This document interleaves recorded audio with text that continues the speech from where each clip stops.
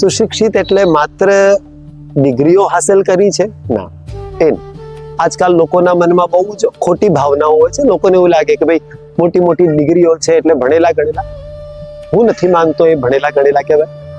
એક ડોક્ટર છે કે ચાર્ટર્ડ એકાઉન્ટન્ટ છે કે કોઈ શિક્ષક છે કે કોઈ વકીલ છે કે કોઈ એન્જિનિયર છે, તમે એક મિનિટ માટે વિચાર કરો ભાઈ કે બસમાં કે ટ્રેનમાં બેઠા હોય અને મગફળી લઈને ખાય ને એના ફોતરા જો ત્યાં ઉડાડે તો તમારી ડોક્ટરી કઈ કામની નહીં, તમારું એન્જિનિયર હોવું કઈ કામનું નથી.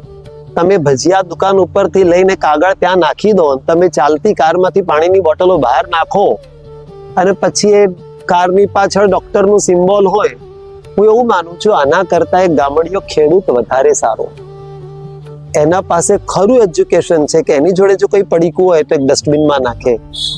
એ પાણી બોટલ જો લઈ જાય તો પોતાના ઘર સુધી બોટલ સાચવે.